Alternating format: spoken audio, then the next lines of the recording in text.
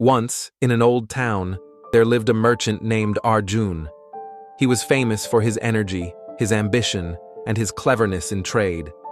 Every morning, he woke before sunrise, not to pray or meditate, but to check his accounts and count his coins. Life is short, Arjun would often say. One must gather as much wealth as possible before death comes. And so, he worked tirelessly. He bought low, sold high, and never let an opportunity pass. His warehouses were full of silk, spices, and jewels. But strangely, his heart was never at peace. At night, when the town slept, Arjun would lie awake, thinking, "What if my ships sink in the river? What if thieves break in? What if my rivals grow richer than me?" He had food, clothes, servants, and comfort, yet inside, he felt a constant emptiness. One hot afternoon, Arjun's caravan was traveling through the forest. Tired and thirsty, they stopped near a grove. There, under the shade of a tree, sat a monk in simple robes. The monk was calm, his eyes closed in meditation, his face peaceful. Arjun laughed to himself. What a fool. While I sweat and work to gather wealth, this man does nothing. How can he survive without trade, without money? But curiosity pulled him closer. When the monk opened his eyes, Arjun felt something unusual, as if the man could see directly into his restless heart. "Who are you?" Arjun asked. "I am a follower of the Buddha," the monk replied gently. "I walk the path of peace." Arjun frowned. "Peace? What is peace? I have gold, I have power, yet I cannot sleep at night. If you have no possessions, what do you have?" The monk smiled. "I have freedom." The monk stood and pointed to the empty road ahead. "Tell me, merchant," the monk said, "if a man wishes to travel this road, but he ties heavy stones to his back, will he walk far?" "Of course not," Arjun replied. "The stones will break his strength.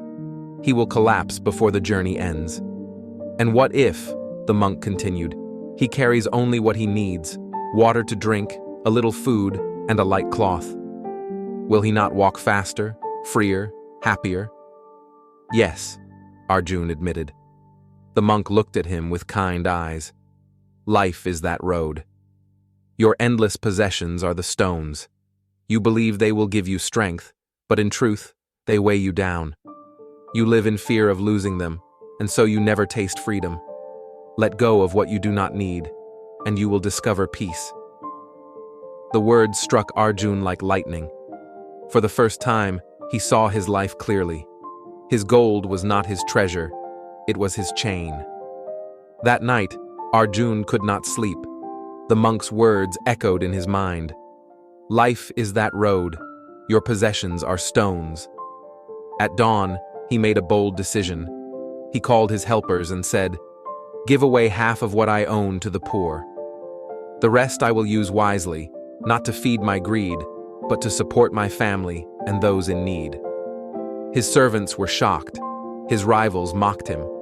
But Arjun felt lighter, freer, as though a mountain had been lifted from his chest.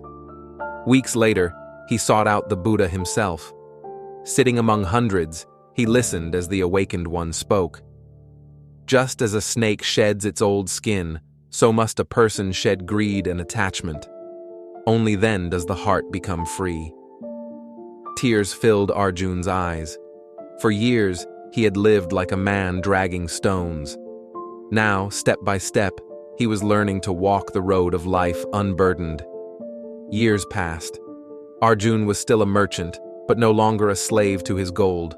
He traded with honesty, gave generously, and lived simply. People admired him, not for his wealth, but for his kindness and peace. One evening, as his son asked him the secret of happiness, Arjun told the story of the empty road and the heavy stones. "Remember, my son," he said softly, "possessions are not wrong. But if you carry more than you need, they will crush you.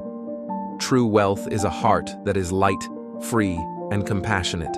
And with that, Arjun passed down the wisdom he had once received from a humble monk in the forest. Moral of the story: Life is a long road. If we cling too tightly to wealth, power, or possessions, we burden ourselves with fear and anxiety.